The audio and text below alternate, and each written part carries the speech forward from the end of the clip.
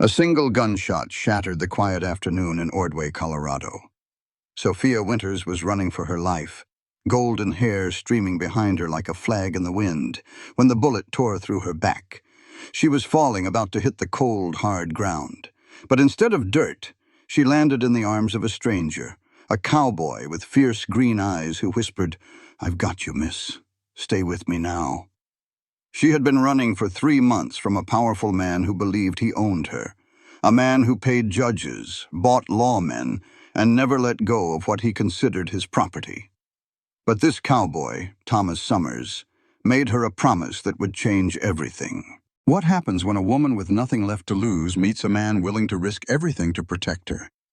When love blooms in the shadow of danger? And when the hunter finally comes to claim his prey, will two hearts standing together be enough to survive? This is a story of courage, redemption, and the kind of love that only grows stronger when tested by fire. Stay with me until the very end, because the twist that's coming will take your breath away. This story reminds us that our past does not define our future. No matter how broken we feel, no matter how far we've fallen, there is always someone willing to catch us if we're brave enough to keep running toward freedom.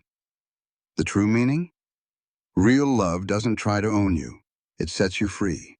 And sometimes the worst moment of your life can lead you straight to the best. If this story touched your heart, hit that like button and drop a comment telling me where you're watching from. I love seeing how far these stories travel. And if you haven't already, subscribe and turn on notifications so you never miss another powerful story like this one. Share this with someone who needs to hear that it's never too late for a second chance at happiness. A single gunshot shattered the afternoon quiet in Ordway, Colorado. Sophia Winters was running for her life, gasping for air as her golden hair flew behind her. The year was 1879, and in the instant a bullet tore into her back, time itself seemed to grind to a halt. Sophia felt a white-hot fire explode between her shoulder blades, a pain so fierce it stole the very breath from her lungs. Her legs gave out from under her, and she knew she was falling, about to hit the hard-packed street. But instead of the unforgiving ground, she landed in a pair of strong arms that caught her with a surprising gentleness. A deep voice, heavy with worry, said, "I have you, miss. Just stay with me now." Through a fog of pain, Sophia looked up into the face of a stranger. He was a handsome cowboy with startling green eyes and a jawline that meant business. His hat had been knocked back, showing dark hair lightened by the sun. As the world started to fade to black, Sophia's very last thought was that she had never seen anyone look at her with such powerful protectiveness. Thomas Summers had only been in the town of Ordway for 2 days when he saw the shooting. He was tying his horse up in front of the general store when he heard the trouble start. First a woman's terrified cry, then the distinct click of a hammer being pulled back on a gun. He did not even think, he just ran toward the sound, turning the corner just in time to see a blonde woman fleeing for her life with a man in a dark coat aiming a pistol right at her. Thomas yelled out a warning, but he was too late. The weapon fired and the woman's body lurched forward from the impact. Raw instinct sent Thomas surging ahead, and he caught her just an instant before she could hit the ground. He held her close to his chest, feeling the warmth of her blood soaking right through his shirt. "Help!" Thomas bellowed, his eyes scanning the street frantically. "This woman has been shot! I need a doctor!" People started to creep out of their shops and homes, moving slowly at first, then hurrying as they saw the wounded woman in the cowboy's arms. Thomas searched their faces, desperate for a sign of help. An old fella yelled out, pointing down the road to a clean white building with a little sign. "Doc Patterson's place is down the street. It is the second house after the barber shop." Thomas did not need to hear another word. He scooped Sophia up completely into his arms and took off running toward the doctor's house. Every one of his steps jarred her injured body, leaving a small trail of blood in the dust behind him. He could hear people shouting as they started to chase after the shooter. But Thomas's entire world was focused on the pale woman he carried, her breathing getting fainter with every passing moment. "Don't you dare die on me," he whispered, his boots pounding the dirt road. "You stay with me, you hear? I did not catch you just to let you go now." Dr. Patterson was a man in his 60s, with glasses perched on his nose and a neat gray beard. He took one look at the bloody pair on his porch and waved them inside. His practiced hands were already reaching for Sophia as Thomas brought her through the doorway. "Put her on the table," the doctor ordered, pointing to a wooden examination table that stood in the middle of his main room. "Lay her face down. Tell me what happened while I cut this dress off of her." Thomas carefully placed Sophia on the table, making sure her wound was easy to get to. She was running from a man. He was wearing a dark coat and he shot her in the back. I did not get a good look at his face.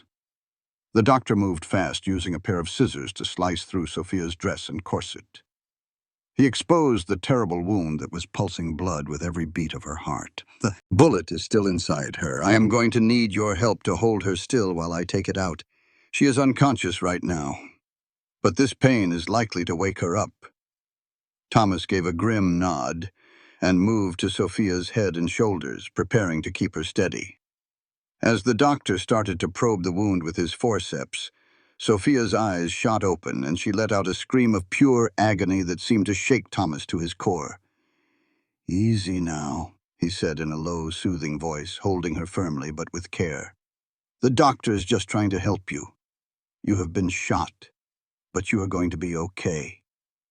Sophia's terrified eyes found his, swimming with pain and confusion. "Who?" she managed to whisper before another spasm of pain washed over her. "My name is Thomas Summers," he said, trying to make her focus on his face instead of on what the doctor was doing. "And I promise I will not let anything else hurt you." Her fingers dug into his arm with surprising power. "Sophia," she breathed out. "My name is Sophia Winters." Then her eyes rolled back into her head, and she blessedly passed out again. "Got it," Dr. Patterson said, holding up a misshapen, bloody bullet. "The wound is not as deep as I was afraid of. It looks like it missed her spine and any major organs. She has lost a good bit of blood, but if we take proper care of her, she should make a full recovery." A wave of relief washed over Thomas. He had not even realized just how much he was hoping for this woman to survive. "What can I do to help?" "She needs a safe place to rest," the doctor said, as he began cleaning and dressing the wound. "Whoever shot her could try to finish the job. Do you know her?" Thomas shook his head. "I have never laid eyes on her before today." "Well, she cannot stay here," Patterson said. "My wife's sister is coming for a visit tomorrow, and we just do not have the room. The hotel here in town is not nearly safe enough if someone is after her." Thomas did not hesitate for a second. "I rented a small cabin just outside of town. It is not much, but it is private. She can stay there and get well." The doctor looked up, raising an eyebrow. "That is a mighty generous thing to offer your home to a complete stranger." "Someone tried to kill her in the middle of the day," Thomas said, his jaw tight. "I intend to find out why and to make sure they do not get another chance." While Dr. Patterson was finishing up the bandages on Sophia's wound, the town sheriff showed up. His name was Henry Miller, a solid-built man with a salt-and-pepper mustache and tired-looking eyes. "I heard we had a shooting," he said, taking his hat off as he stepped inside. "Is the young lady all right?" "She will be," the doctor replied. "Thanks to this young man's quick thinking." The sheriff looked over at Thomas. "You saw what happened?" Thomas went through the story one more time, describing the shooter as well as he could. In truth, he had been a lot more focused on getting to Sophia than on memorizing the man's face. "Dark coat, average build, maybe 35 or 40 years old," Thomas said. "He had his hat pulled down low. I do not think I would know his face, but I would recognize his walk. He had a slight limp in his right leg." The sheriff nodded slowly, writing in a small notebook. "And the young lady? Does anyone know who she is?" "She said her name was Sophia Winters right before she passed out again," Thomas told him. "That is everything I know." "Winters." The sheriff's forehead creased in thought. "I do not know anyone by that name here in Ordway. She must just be passing through." He put his notebook back in his pocket. I will ask around, see if anybody knows anything about her or the fellow who shot her. Where will she be staying while she recovers?" When Thomas told him about his offer to use the cabin, Sheriff Miller looked at him for a long, hard moment. "Do you always go around taking in strange women who get themselves shot, Mr. Summers?" "Only on Tuesdays," Thomas answered with a straight face. "The rest of the week, I let them lie where they fall." A corner of the sheriff's mustache twitched. "You watch yourself. We do not know who she is or what sort of trouble she has brought with her." He started to go, but stopped at the door. "I will send Deputy Clark out to your cabin tomorrow. He can take her statement if she's well enough to talk." After the sheriff left, Thomas and Dr. Patterson very gently moved the still unconscious Sophia into a wagon. The doctor gave him clean bandages, a bottle of laudanum for the pain, and very clear instructions for her care. "You keep that wound clean. Change the dressing 2 times a day," Patterson told him. "If she gets a fever or the wound looks infected, red, swollen, or draining, you bring her back here right away. Otherwise, just keep her quiet and resting for at least a week." Thomas nodded, memorizing every word. "How long do you think she will be unconscious?" "That is hard to say. The body has a way of knowing what it needs. It could be a few hours. It might be until morning. The most important thing is to keep her comfortable and to keep her safe." The trip to Thomas's cabin was less than 30 minutes, but for Thomas, who was trying to keep the wounded woman steady as the wagon bounced along the rough road, it felt like forever. Every single jolt made Sophia moan softly in her sleep, and every little sound twisted something deep inside of Thomas's chest. The cabin was a simple place, just one main room with a big stone fireplace, a tiny kitchen area, a bed tucked in a corner, and a small table with 2 chairs. It was not fancy, but it was clean, and it was safe with good locks on the door and shutters on the windows.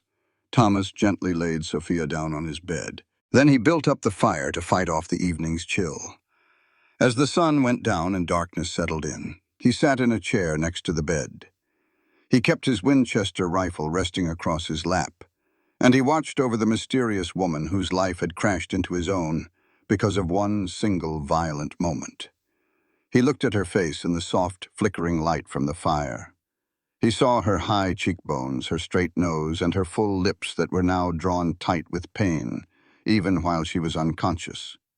She was a beautiful woman, but he saw something else in her face, too.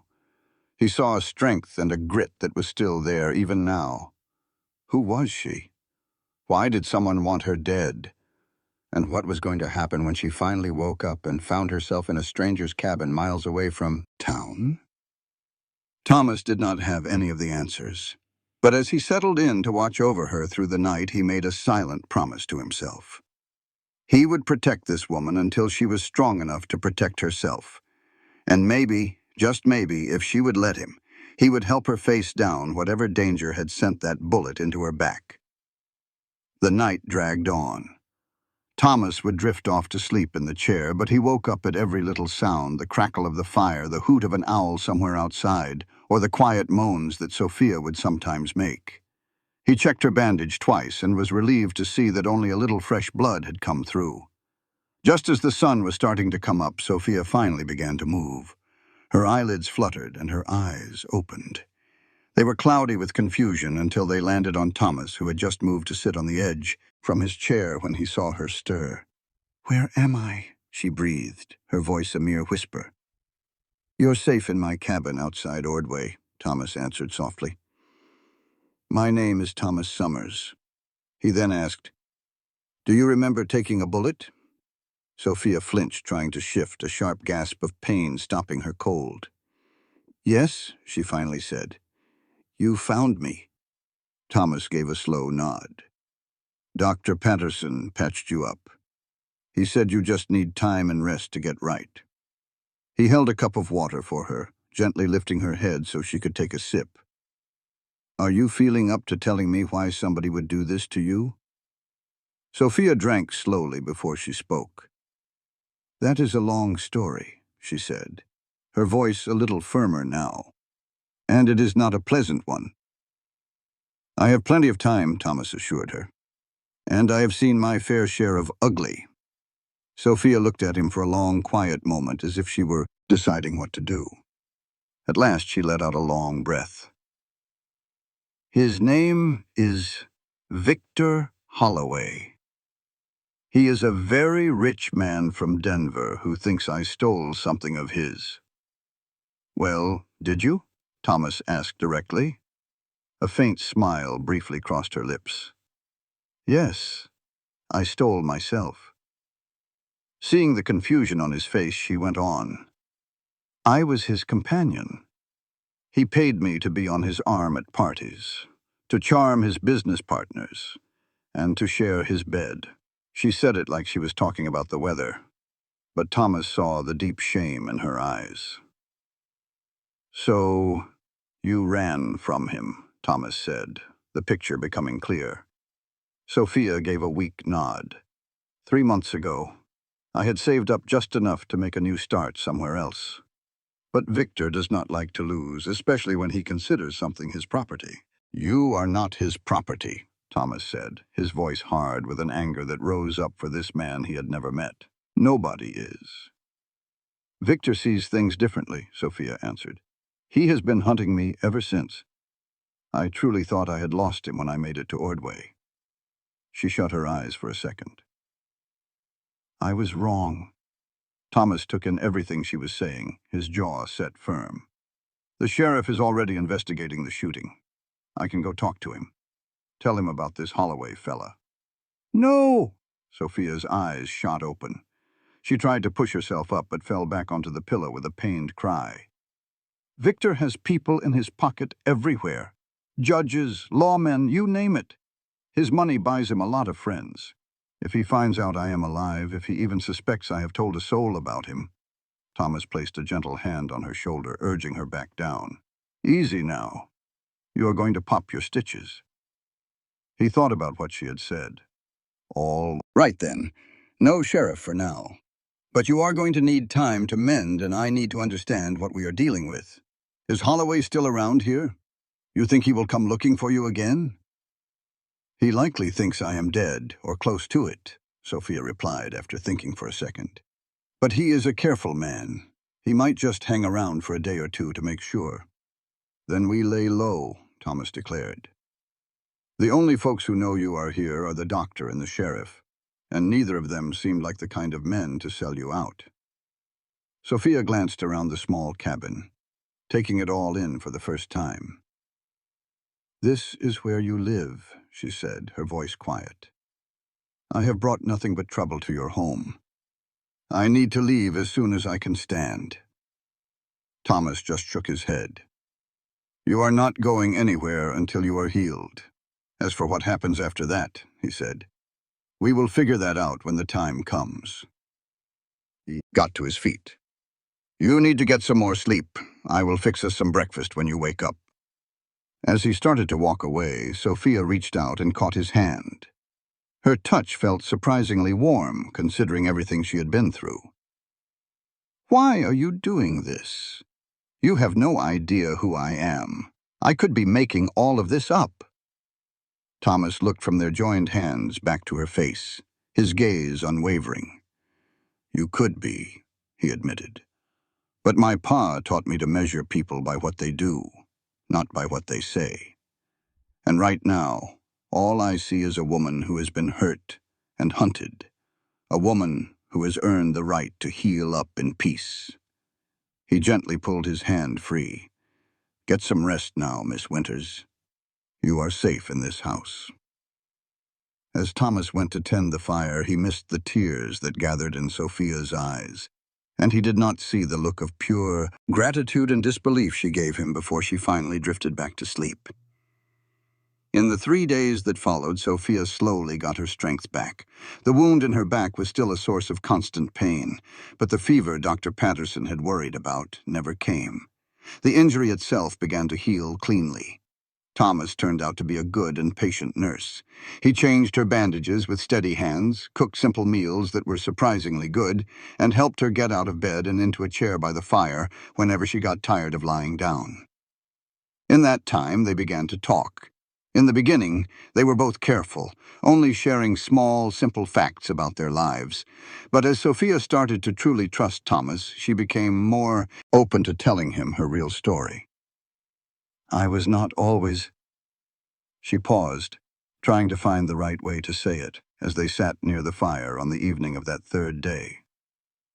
A companion, Thomas finished for her, his voice gentle. Sophia nodded. Her fingers made absent-minded patterns on the quilt that lay across her legs. My father had a small ranch near Pueblo. It was not much, but it was ours. It was just me, Pa, and my little brother James.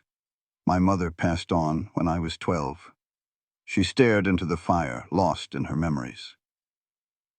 When I turned 19, we had a terrible winter that took most of our herd. Pa had to take out a loan just to try and rebuild. Thomas stayed quiet, knowing she needed to tell it her own way. The bank took the ranch the very next year.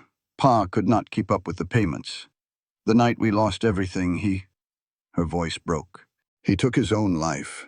He left me and James with a pile of debt and nothing else. Thomas reached over and took her hand, giving it a gentle squeeze of support. James was only 16. I looked everywhere for decent work, but there was not much out there for a girl with no husband and no skills outside of working a ranch. And then I met Victor. Her voice got a little harder. He offered me a way out. Nice dresses, a fancy place to live, and enough money to send James back east for school. All I had to do was... She just let the sentence hang in the air. You did it to protect your brother, Thomas said, and there was no judgment in his tone at all. That is what I told myself, Sophia said. And for a time, it was not so terrible. Victor could be generous, but then he started getting controlling, possessive. If he saw me talking to another man, even of a store clerk, there were always consequences. She touched a spot on her neck without thinking, and Thomas figured there was probably a scar hidden under her collar. How did you manage to leave? He asked her. Very carefully, Sophia said, a dark smile on her face. I put away what little I could, a bit here and there. James finished his schooling and got a job as a clerk in Boston, so he did not need my money anymore. Victor had to go to Chicago on business for 2 weeks, and I knew that was my chance. Her eyes met his across the firelight. I have been running for 3 months since then, always checking over my shoulder. And what about now? Thomas asked her softly. Now, I just do not know, Sophia confessed. My plan was to keep heading west, maybe even get to California, start over where nobody knows my name. She looked around the little cabin. But I never counted on something like this happening. I never expected someone to help me without asking for anything. Thomas was quiet for a bit, thinking about what she had told him. Then he asked, what would you do if you were not on the run? If you could have any life you wanted? The question seemed to catch Sophia off guard. She gave him a long, thoughtful look before she answered. I think I would like a small place of my own. Nothing big, maybe with a garden. I would like to use my hands again, to grow things and make things. A small, wistful smile appeared on her face. I really miss how simple that life was. Thomas nodded, a look of understanding in his eyes. That sounds a lot like what I want. So what is your story, Thomas Summers? Sophia asked, steering the conversation away from her own past. What brings you to a cabin in the middle of nowhere outside Ordway, Colorado, taking in strangers with bullet holes? Thomas leaned back, stretching his long legs out toward the warmth of the fire. No big tragedy like yours, he said. I grew up down in Texas, worked on cattle drives most of my life, and rode for a few different outfits. I just saved up my pay. Last year I figured it was time to get my own piece of land, somewhere with good water and plenty of grass. I've just been looking around for the right spot.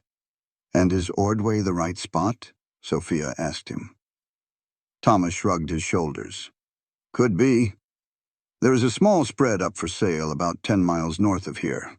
160 acres with a creek that runs right through it. The price is right. I was actually planning on riding out to see it this week before... He motioned toward her with a slight smile. "Before I showed up and made your life complicated," she finished for him. "I am sorry for that." "Do not be," Thomas said, plainly. "Some complications are worth having." Their eyes connected across the space between their chairs, and a quiet understanding seemed to pass between them. It was a moment of recognition between two people who were both just looking for a little peace, a place to call home, and a life they could build for themselves. That quiet moment was shattered by the sound of horses approaching the cabin. Thomas was on his feet in an instant, grabbing his rifle from its rack. "You stay put," he told Sophia as he moved to the window. He peeked through a crack in the wooden shutters and then let his shoulders relax a little. "It is just that deputy the sheriff told me about. I reckon he is here to get your statement." Sophia's face had lost all its color. "What am I supposed to tell him?" "Well, that depends," Thomas said. He put his rifle down but kept it close. "Do you think you can trust the law to help you out of this?" Sophia thought for a moment, then shook her head no. "Victor has too much power. If he hears that I am alive and that I have been talking—" Thomas nodded because he understood completely. "Then we keep it real simple. You were jumped by a stranger. You did not get a good look at his face, and you have no earthly idea why anyone would want to hurt you." A knock echoed on the cabin door. Thomas waited for Sophia to compose herself. She sat up a little straighter and pulled the quilt up higher to cover her nightgown, which was actually one of his own shirts. It was all they had after they had to cut away her blood-soaked dress. Deputy Clark was a young fella, maybe 25, with an honest-looking face and a nervous tic of always touching his badge. He took his hat off as he stepped inside. When Thomas did the talking for Sophia, he spoke to the deputy with a quiet respect, asking her about the shooting. Sophia told her story just right, giving enough detail to sound true, but claiming she knew nothing about who shot her or why. She painted a picture of a widow headed to California to live with family, just an innocent person caught up in some random trouble. The lawman seemed to buy her story, but Thomas saw his gaze linger on the fine comb in Sophia's hair. It was the only valuable thing she had managed to save, tucked away on that terrible day. "Sheriff figures the man who shot you skipped town," Clark told them before he left. "Said he checked out of the hotel the very next morning, just rode on west." Thomas and Sophia shared a look. If Holloway was gone, it meant he must believe Sophia was dead. That bought them a little bit of time at the very least. "Thank you, Deputy," Sophia said, her smile looking real enough. "I am so relieved to hear he is gone." Once Clark was gone for good, Thomas checked outside to make sure, then came back in. He found Sophia trying to get to her feet, holding onto the back of a chair to keep from falling. "What in the world are you doing?" he asked, hurrying over to help her. "Just seeing what I can do," she said, her teeth clenched. "If Holloway thinks I am dead, now is the time to get far away from here before he finds out the truth." Thomas's brow furrowed, and he slipped an arm around her waist to hold her steady. "You are in no shape to be traveling. The doctor said you need a full week of rest, and it has only been 3 days."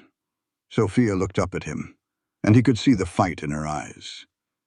"Every day I am here, you are in more danger.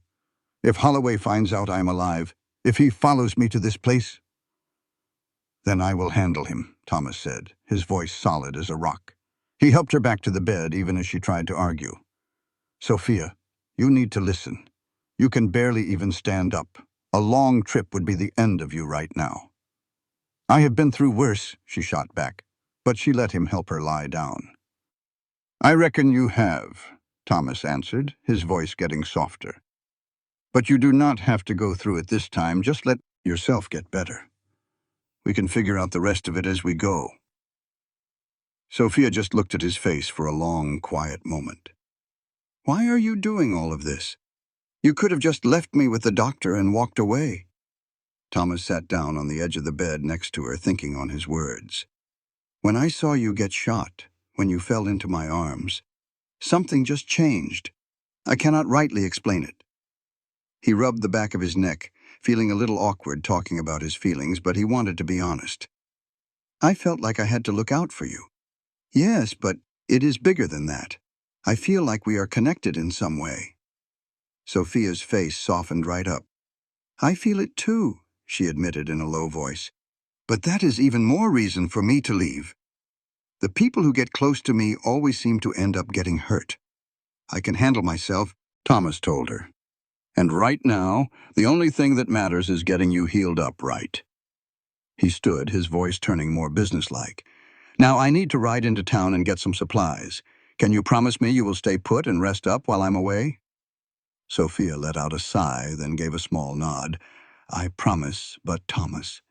She reached for his hand and her fingers felt warm on his skin. Be careful in town. Holloway might have left some men behind or paid someone to keep an eye out. I will keep a sharp lookout, he promised. Lock this door after me. My rifle is loaded up if you have need of it. As Thomas rode his horse toward Ordway, his mind was back at the cabin with the woman. In just a couple of days, Sophia Winters had found a big space in his thoughts, and if he were being honest, in his heart too. There was just something about her. The way she kept fighting, her quiet strength, and the hurt she tried so hard to keep hidden. It pulled him toward her in a way he had never felt before, and knowing that a dangerous man was hunting her just made him more determined to keep her safe. Thomas never thought of himself as any kind of hero, but the idea of Sophia facing Victor Holloway all by herself made his blood run cold. In town, Thomas acted casual but kept his eyes peeled. He bought groceries, bullets, and a simple dress from the general store that he hoped would be her size. The owner's wife helped him pick it out. She gave him a funny look, a single man buying a dress, but she did not ask any questions when Thomas said it was for a hurt relative staying at his cabin. Over at the saloon, Thomas drank one beer slowly and listened to the town talk. The shooting was still on everybody's mind, but the story was getting twisted up with each telling. Some folks said the woman had died. Others said the quiet cowboy who caught her had whisked her away. Nobody said the name Holloway, and nobody seemed too concerned about the shooter since he had already left town. Thomas was just about to head out when he heard two men talking, the bartender and a fancy-dressed fella he had never seen before. Asking about a woman with blonde hair, the stranger was saying, pushing a coin over the bar. A real pretty woman in her 20s might be calling herself Winters. Thomas went stiff, but kept his back turned, making like he was interested in his beer. Only blonde woman I know of got herself shot in the street 4 days ago, the bartender said, slipping the coin in his pocket. Cannot say if she lived or not. The sheriff ain't talking. Is that so? The stranger mumbled. And I hear the fellow who shot her already left town, rode west. The stranger bought a whiskey and then asked, That woman who got shot, anybody know where she is now? Thomas did not stick around to hear the reply. He left some money on the table, slipped out the door, and got to his horse in a hurry. If Holloway was sending men to ask questions, it meant he was not so sure Sophia was dead. And that meant they had a lot less time than they thought.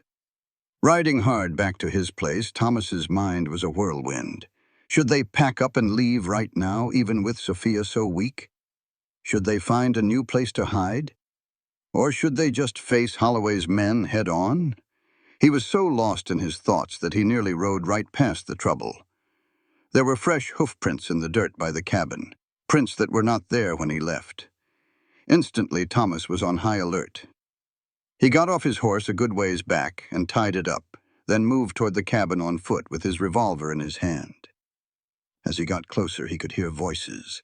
Sophia's voice was tight with fear, and a man's voice was low and full of menace. Mr. Holloway is going to be mighty pleased to hear you are still alive, the man's voice said. He was quite upset, thinking he had lost you for good.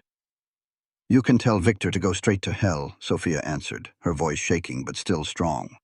I would rather die than ever go back to him. Oh, that can be arranged, the man said, his voice like ice. Though Mr. Holloway would much rather have you alive. He has some unfinished business with you. Thomas got to the window and peeked through a crack in the wood. Inside, Sophia was backed up against a wall. She was holding his rifle, but it was shaking in her hands as she pointed it at a tall, thin man in a dark suit. Thomas could tell even from there that Sophia was pale and weak, and it was taking everything she had just to stay on her feet. "I will shoot you if you take one more step," Sophia warned him.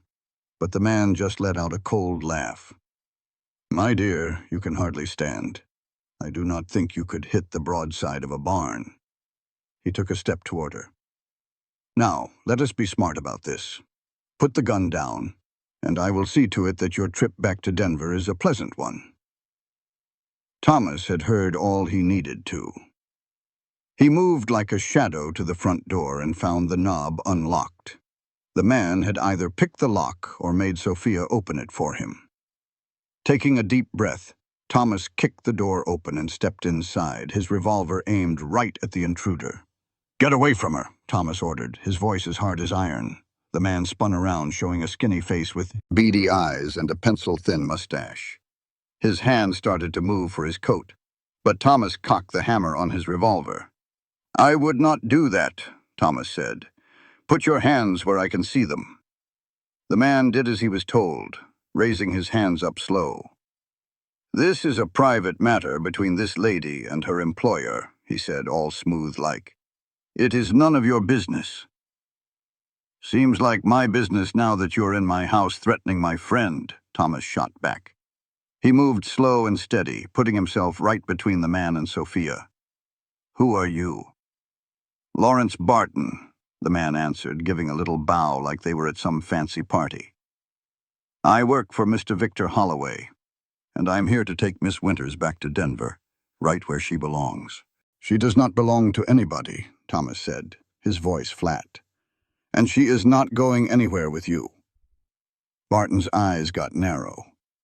"Mr. Holloway is a very powerful man, Cowboy. He does not like it when people get in the way of his business." "And I do not like men who shoot women in the back," Thomas said right back at him. "Was that you, Barton? Was that your doing?" The man's face twitched for just a second. A regrettable thing, but Miss Winters was not listening to reason. Behind Thomas, Sophia let out a small, hurt sound. He could feel her right there at his back. The rifle barrel was now resting on his shoulder as she leaned on it just to stay upright. "Now, here is what is going to happen," Thomas said, his voice low and dangerous, quietly. "You are going to ride out of here. You will go find Holloway and tell him that Sophia did not survive her injuries. Then you and anyone else on his payroll will never come looking for her again." Barton's lips twisted into a smirk. "And just why would I do a thing like that?" "Because if you refuse," Thomas said, "I will end your life on this very spot and put your body in a hole where it will never be found."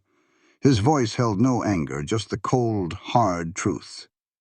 "If Holloway sends more men, I will do the same to them. And if he decides to come himself," Thomas offered a smile with no warmth in it, "well, I would surely welcome that visit." For a long moment the two men locked eyes, the air in the small cabin thick with unspoken violence. Then Barton's gaze darted to the window, his mind racing for an escape. "Do not try it," Thomas warned. "You will not make it 3 steps." A visible slump of defeat settled on Barton's shoulders. "You are making a terrible mistake," he hissed, his voice strained with fury. "Mr. Holloway does not forget a wrong."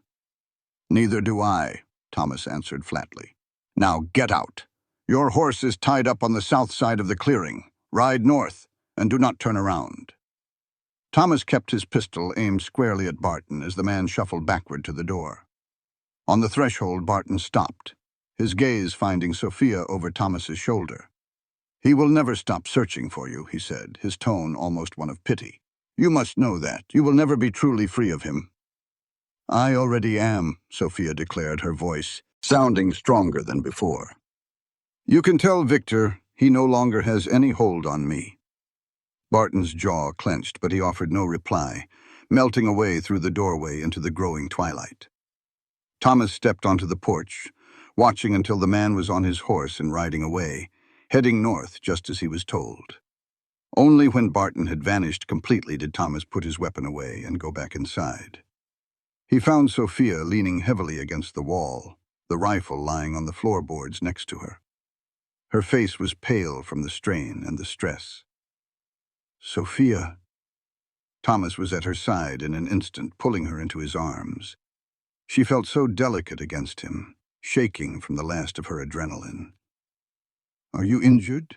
Did he lay a hand on you?" She shook her head, faintly. "No, he just startled me. I was asleep in the chair when the door swung open." Her voice hitched with a sob. "I am so sorry. I should have bolted it. I did not think he would come." "Shh," Thomas whispered, lifting her carefully and carrying her toward the bed. "This is not your fault. I am the one who should not have left you by yourself." As he placed her on the mattress, Thomas saw a dark patch spreading across the back of her dress. "You have pulled your stitches," he said, his voice sharp with worry. "Let me have a look." He gently helped Sophia turn onto her side, then raised the fabric of her dress just enough to see the wound. Just as he suspected, several of Dr. Patterson's neat stitches had torn loose and new blood was seeping from the injury.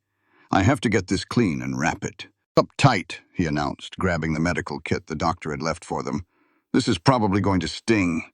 Sophia gave a grim nod. "Just do what you have to." Thomas moved with a gentle hand, cleaning the wound with an antiseptic that made Sophia draw a sharp breath. He then applied firm pressure until the bleeding began to subside. He could not sew the wound shut again. That was a job for the doctor, but he could bandage it securely enough to keep it closed until morning came. "We are going to have to send for Dr. Patterson tomorrow," Thomas said while he tied off the bandage. "I do not like how this looks." As he finished, Sophia reached out and grabbed his wrist. "Thomas," she said, her voice just a trace above a whisper. "You know Barton will tell Holloway everything. He will tell him I am alive and that I am here with you.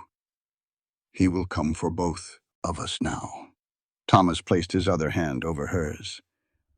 "Then let him come," he said with a fierce intensity. "I meant every word I said, Sophia. I will not let that man take you." "You do not know what he can do," Sophia pleaded. "He has money and men and power." "And I have a revolver, a dependable horse, and a woman who's worth fighting for," Thomas cut in, his green eyes locking with hers. "I would say those are pretty fair odds." A new light flickered in Sophia's eyes, a mix of surprise and maybe even wonder. "Why?" she asked softly. "Why would you put your life on the line for me?" Thomas paused for a moment, knowing only the plain truth would do. "Because in the 4 days since I caught you when you fell, I have started to care for you more than I ever imagined," he said plainly.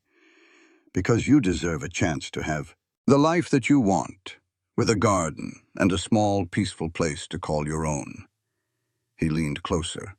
"And because the very idea of you being back with that man makes me want to set the whole world on fire." Tears started to fill Sophia's eyes. "I care for you too," she whispered. "But I cannot ask you to fight my battles for me." "You did not ask," Thomas reminded her. "I offered." He gently brushed a stray piece of golden hair away from her cheek. "But for now, what you need is rest. We can decide what to do next in the morning." Sophia's eyelids were already feeling heavy, the mix of her injury, the blood loss, and the emotional toll finally catching up to her. "Stay with me," she mumbled as she began to drift off. "Always," Thomas promised, pulling the chair closer to her bed, his revolver resting on the small table beside him. As Sophia fell into a deep sleep, he stood watch, his mind sorting through every possible option they had. By the time the sun came up, Thomas had made a choice. They could not remain at the cabin. It offered too little protection, and now Holloway knew exactly where to send his men. They needed a new safe place, somewhere Holloway would never think to search. As soon as Sophia was awake, Thomas told her his plan. "That ranch I told you about, the one for sale to the north. The family that owned it has already left, but the house is still full of furniture. It is in a remote spot with clear views in every direction. Nobody would ever guess we were there." But what about your supplies and all your things? Sophia started to ask. All of that can be replaced, Thomas said with certainty. What cannot be replaced is you. He sat on the edge of the bed beside her. Sophia, I just need you to be strong. For a little while longer. Do you think you can ride? It is about a 3-hour journey. Sophia pushed herself into a sitting position, wincing from the pain but her eyes full of resolve. I can ride. Just help me get to my feet. Before they left, Thomas sent a local boy who delivered supplies to fetch Dr. Patterson. The doctor showed up quickly, his brow furrowed with concern at Sophia's reopened wound. But he understood why they had to leave once Thomas told him about Barton's visit. Riding is going to be painful, Patterson advised as he stitched her up again. But if you are set on going, at least the wound is clean. Change this bandage every day and try not to tear these stitches again. He gave Thomas a small bottle of laudanum to help manage her pain on the trail. They set out as soon as Sophia was patched up and wearing a new set of clothes. Thomas had bought her a plain blue dress that was a little big on her, but it would do. He helped her onto his calmest mare before swinging up onto his own stallion. They rode north, sticking to the cover of the trees whenever they could to stay out of sight. The trip was very difficult for Sophia. She never once complained, but Thomas saw the pain etched on her face and saw how she held the saddle horn with knuckles that were white from the strain. They stopped twice for her to rest, and each time Thomas gave her a small sip of laudanum to take the edge off her suffering. In the middle of the afternoon, they came over the top of a low hill, and the ranch appeared below them. It was a simple house with a barn and a corral tucked into a valley where a small creek ran, right through it. The surrounding land was good for grazing, with cottonwood trees scattered about, and split-rail fences that needed some mending. It is beautiful, Sophia breathed out. It was the first thing she had said in more than an hour. It could be our home, Thomas said softly, watching her reaction. For both of us, if that is something you wanted. Sophia looked over at him, her face full of surprise.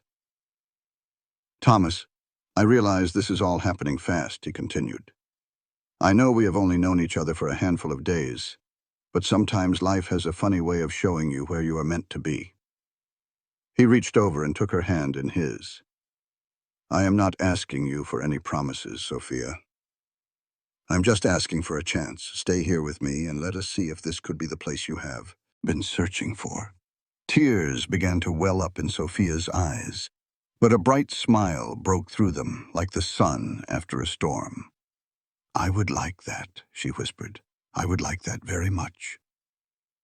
The house was covered in a layer of dust from being empty, but it was in good shape otherwise. It was a simple 2-bedroom home with a big kitchen and a cozy sitting area.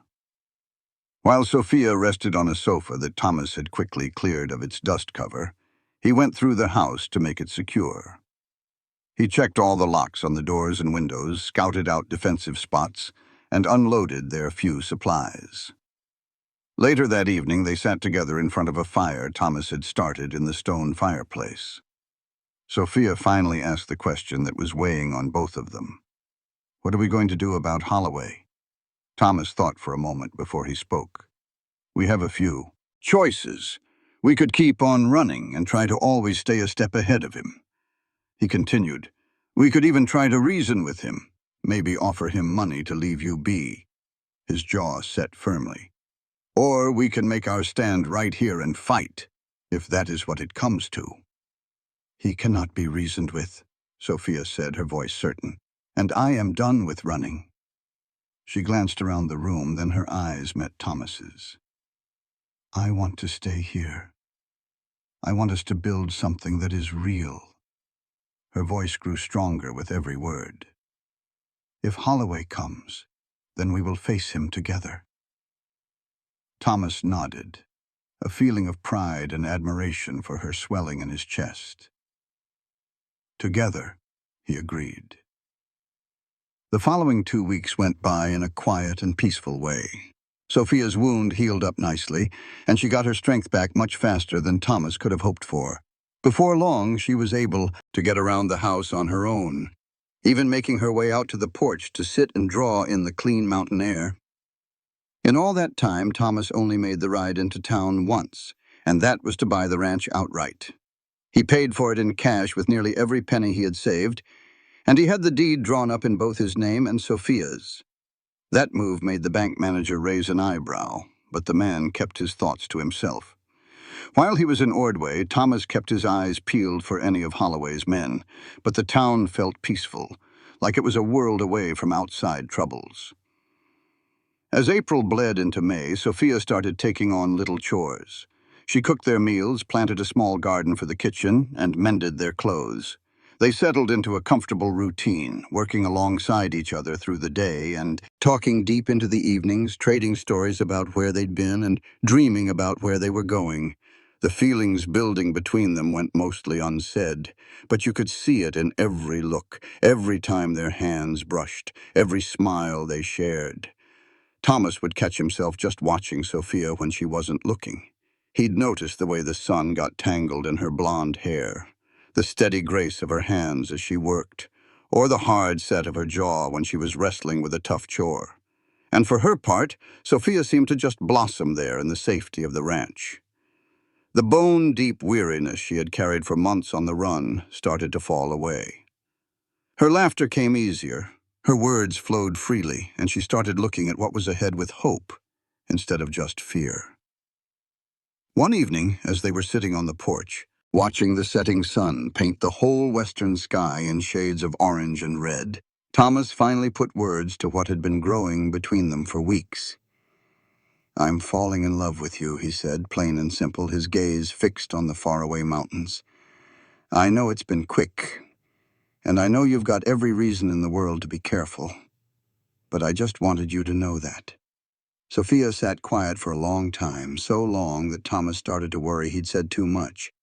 Then her hand found his and their fingers laced together. "I fell in love with you the day you caught me," she answered, her voice soft. "When I was falling, when I was sure I was about to die, I looked up and saw your eyes." She turned to look right at him. "I saw something in them I had never seen before. Someone who would catch me. Not just my body, but all of me." Thomas lifted his hand to her cheek, and his rough, calloused fingers were gentle on her skin. "I'll always catch you," he vowed, "as long as you'll have me." Their first kiss was a soft, tender thing, a quiet question that quickly grew into a passionate answer. It was the physical truth of the bond that had been forged between them through danger and healing, through quiet talks and simple shared work. When they finally pulled apart, they were both a little breathless, their eyes shining with a mix of wonder and want. "If things were different," Sophia started, a little unsure. "If we were just some fellow and a girl who met in a normal way." "I would court you proper," Thomas finished for her. "I would bring you wild flowers and take you to town for the Saturday night dance. I would ask your father for your hand." Sophia's smile was a little sad. "My father would have liked you." "And I reckon I would have liked him," Thomas said. "But things are how they are." He took both of her hands into his own. "Sophia Winters, I don't want to wait for some perfect time that might never come. I want to start building a life with you, right here, right now. Will you marry me?" Pure joy lit up Sophia's face. "Yes," she said, just like that. "Nothing in this world would make me happier." Their moment was shattered by a sound from down the road, the sound of several horses coming up toward the ranch at a good clip. Thomas was on his feet in an instant, pulling Sophia up with him. "Get inside," he said, his voice low and urgent. "Take the rifle and get to the bedroom in the back. If you hear shooting—" "I am not hiding," Sophia cut in, her voice solid as a rock. "Not ever again. Whoever that is out there, we face them together." Her eyes locked on his, steady and sure. "You promised." Thomas wanted to argue with her, to tell her to let him handle it, but he saw the steel in her eyes. This was the woman who had gotten away from Victor Holloway, who had taken a bullet and been hunted like an animal, and who had never once given up. He gave a single sharp nod, accepting it. Together they moved back into the house and gathered their weapons, Thomas's revolver and rifle, and an old shotgun they had found in the house. They took up spots near the windows where they had clear sight lines to the road, and waited in a heavy silence as the riders got closer. In the fading light, Thomas counted 5 men. The one in the lead sat on a big, beautiful black horse. Even from a distance you could see the commanding way the man held himself, the pure arrogance in the set of his shoulders. "Holloway," Sophia breathed, her face going pale but staying firm. "The one out front." Thomas nodded, his face grim. 5 against 2 of us. Those are not ideal odds. "But not impossible either," Sophia shot back, checking the load in her shotgun. "Victor is not much of a fighter himself. He just pays other men to do his dirty work for him." "Just try to stay out of sight," Thomas told her. "Let me do the talking at first. Maybe, just maybe, we can settle this without any blood being spilled." The riders pulled up in the yard right in front of the house, fanning out in a half circle to face the porch. The man in the lead, Holloway, swung down from his horse with a smooth motion and handed the reins to one of his men. He looked to be about 45, handsome in a cold sort of way, with streaks of silver in his dark hair. He was wearing an expensive suit that looked ridiculous out here in this rugged country. "Quaint," he said loudly, his eyes sweeping over the ranch with clear disgust. "Though I suppose it suits you, Sophia. You were always playing the part of a simple country girl, weren't you? No matter what I gave you." Thomas stepped out onto the porch, holding his rifle loose and easy, but ready. "Mr. Holloway, I assume?" Holloway's eyes narrowed and locked onto Thomas. "And you must be the cowboy who has been keeping my property." "Sophia belongs to herself," Thomas answered, his voice level. "And this here is private land. You are trespassing." Holloway let out a laugh that had no warmth in it at all. "How charmingly simple you are. Sophia and I had a deal. A deal she broke when she stole from me and ran off. I have just come to take back what is mine." His cold eyes flickered to the doorway behind Thomas, where Sophia was now standing with the shotgun in her hands. "Hello, my dear. You are looking well, especially after what Barton told me about your condition." "Leave, Victor," Sophia called out, her voice holding steady, even though Thomas could see her hands were trembling just a bit. "There is nothing here for you." "On the contrary," Holloway answered smoothly, "you are here. And I have spent a great deal of money and gone to a lot of trouble to find you." He pulled at his gloves, a casual little move that did not match the tension in the air at all. "Now we can do this the easy way, or we can do this the hard way. You come with me now. You give back what you stole, and maybe I will go easy on you. Refuse." And he nodded toward his men, who all had their hands resting on their guns. Thomas moved a little to one side, putting himself more squarely between Sophia and Holloway. "She is not going anywhere with you," he said, and his voice went hard. "This is your one and only warning, Holloway. Get back on that horse of yours and ride out of here. Do not come back." Holloway's face darkened. "You do not seem to grasp the situation here, cowboy. I am not a man who is used to being told no." He snapped his fingers, and his men drew their guns. "Last chance, Sophia. Come along quietly, or you can watch your newest protector die before you join me anyway." "I do not have anything that belongs to you, Victor," Sophia said, stepping out to stand right beside Thomas, ignoring his effort to keep her shielded.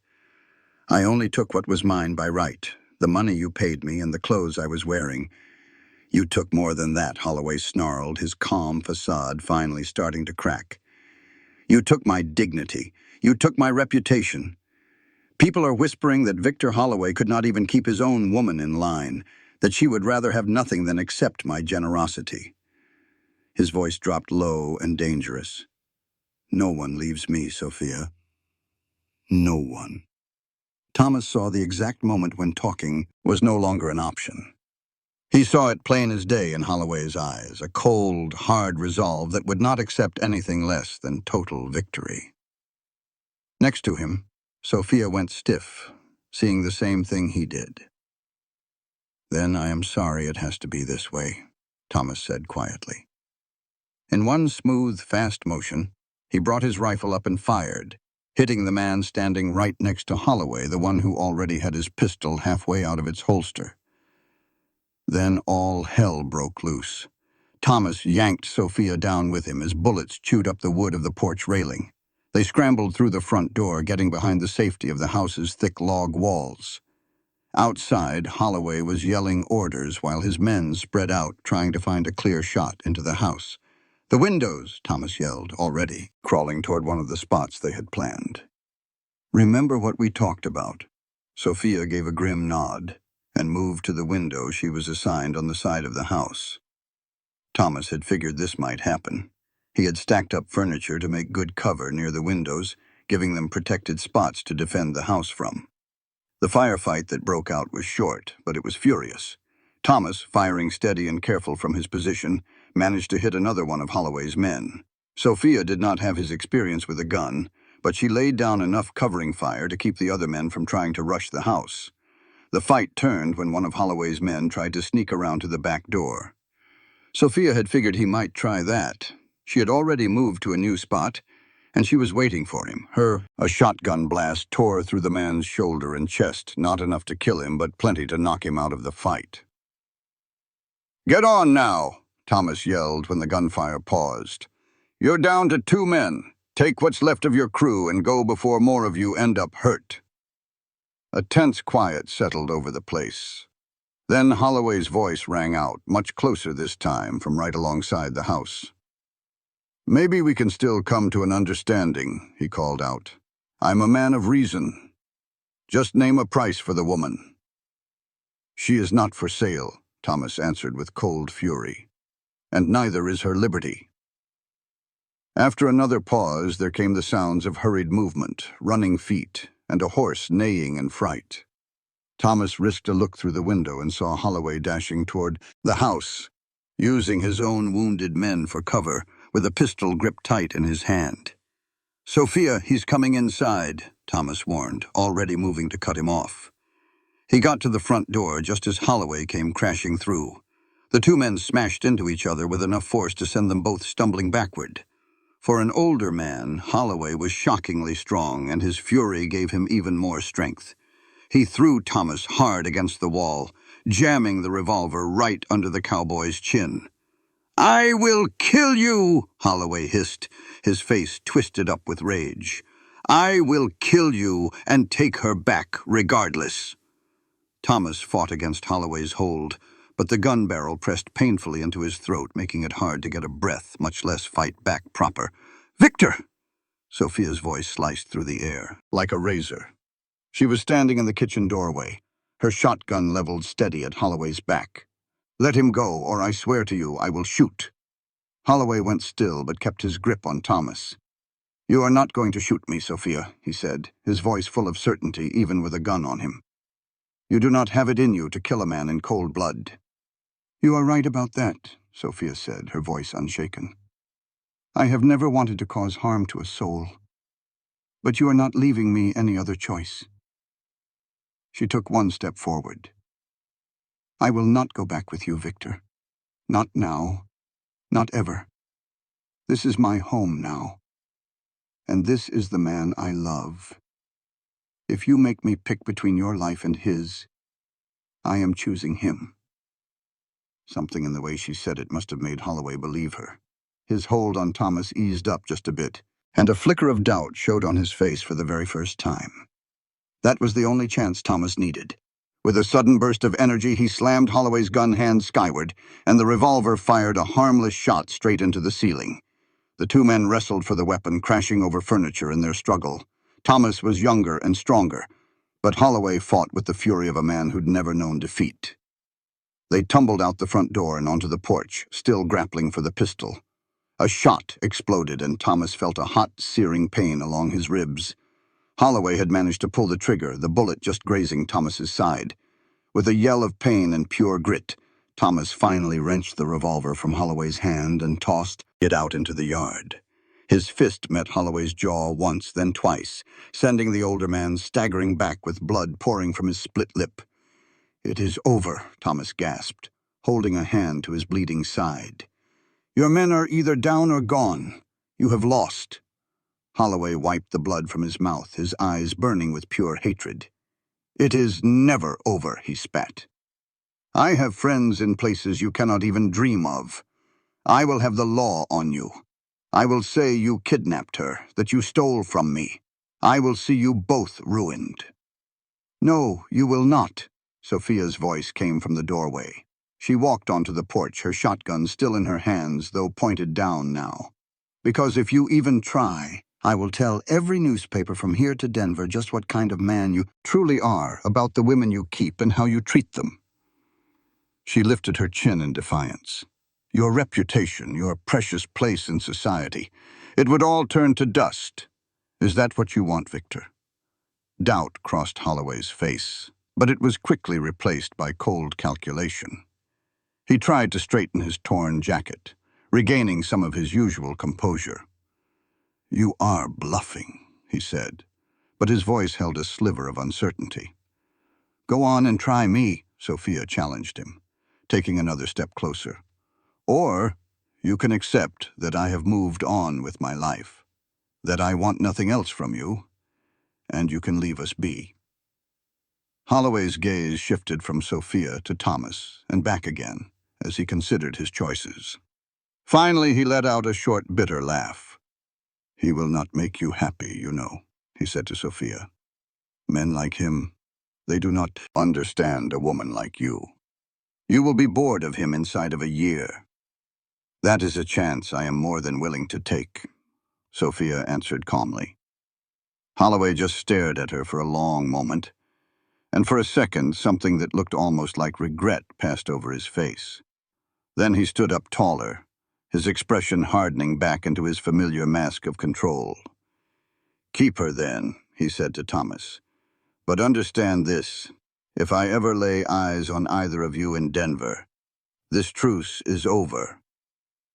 Without another word, he turned on his heel and walked stiffly toward his horse. His last two men, seeing their boss give up the fight, started to follow, helping their injured friends get mounted. Thomas and Sophia stood together on the porch, watching Holloway and his crew ride off, the dust they kicked up glowing gold in the soft setting sun. "You reckon he will keep his word?" Thomas asked in a low voice. "I think his pride means more to him than I ever did," Sophia answered. "As long as he can tell himself that letting me go was his choice, his decision." She gave a little shrug. "He will just find someone else to control, someone younger and easier to manage." Thomas slipped his arm around her waist, pulling her in close. "Are you all right?" Sophia rested her head on his shoulder. "I never really thought I would be free of him," she whispered. "Not completely." She looked up at Thomas, her eyes full of wonder. "But I am, are not I?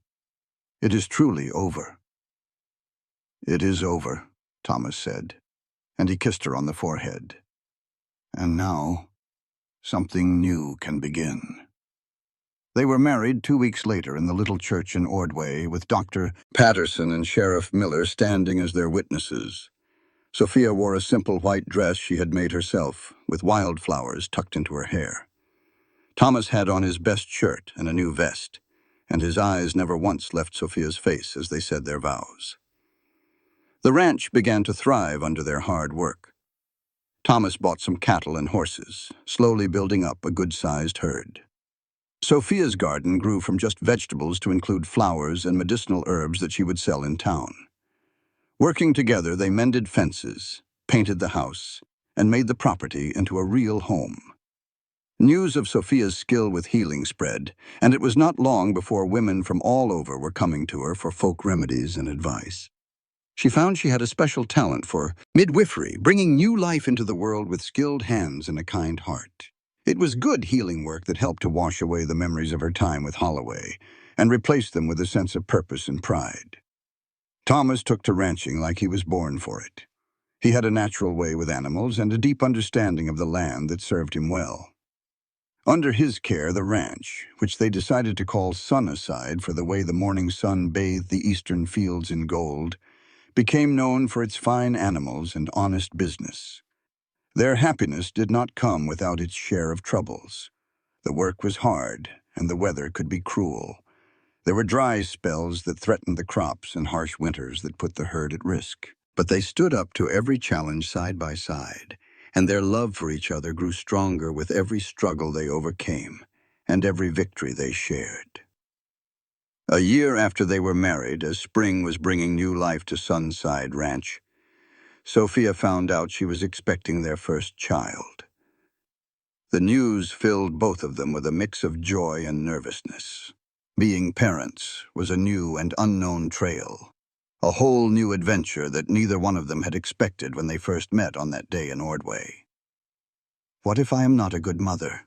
Sophia worried one evening as they sat on the porch watching the sun go down, a little tradition they'd kept up since their first days there. "I did not exactly have a normal childhood." Thomas took her hand and gently traced circles on her palm with his thumb. "You will be an amazing mother," he promised her. "You are kind and patient and strong, which is everything a child could ever need." "And you will be a wonderful father," Sophia said, leaning her head against his shoulder. "Our baby is awfully lucky to have you." Their son was born on a clear, crisp October morning in 1881. He was a healthy boy who had his father's green eyes and a little bit of hair that looked like it would be the same golden color as his mother's. They named him David James Summers, David after Thomas's father, and James for Sophia's brother, who made the long journey from Boston to meet his new nephew and give his blessing to the sister whose sacrifices had paid for his education.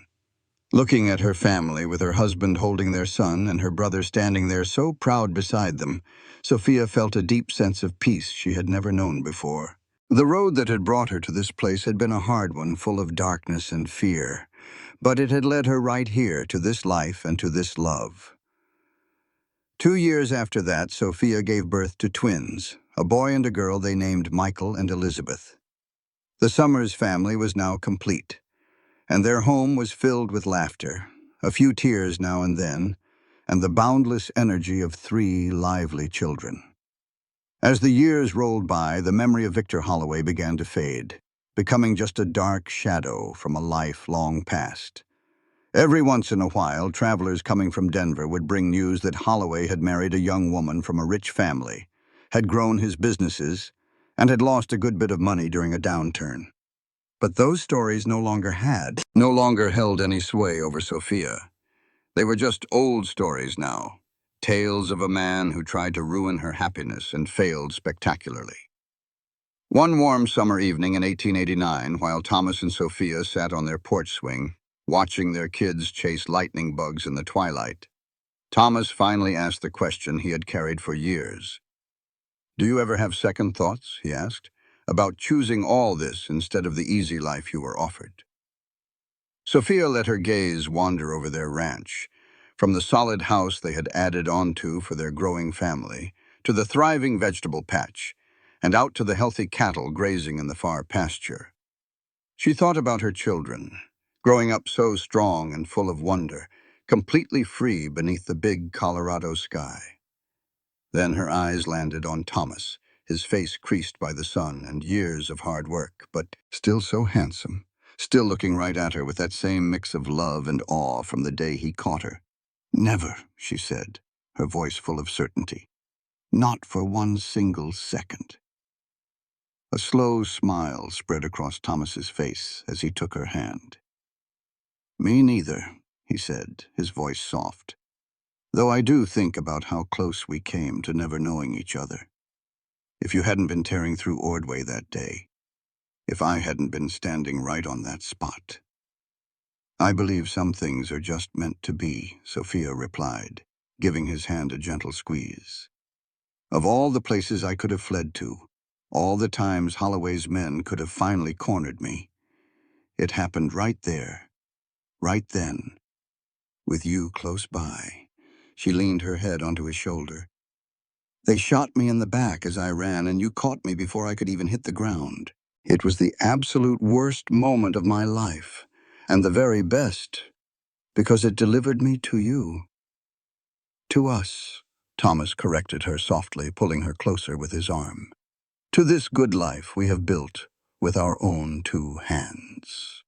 As true darkness fell over the Sunnyside Ranch and the sound of their children's laughter echoed in the yard, Thomas and Sophia stayed right there on the porch, their hands clasped tightly, their hearts overflowing.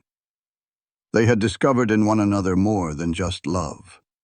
They had found a true partner, an unshakable strength, and a shared dream for what their life could become. And it had all kicked off with a gunshot, a terrible fall, and a cowboy who happened to be in the perfect place at the perfect time to catch a woman who had been running her whole life until she finally found her reason to stop. This content was carefully researched, developed, and manually edited by our team to deliver meaningful stories with valuable life lessons. Every narrative is crafted to entertain, inspire, and empower our audience. We believe that great stories can change lives, and we are committed to bringing you content that matters. Thank you for being part of our community.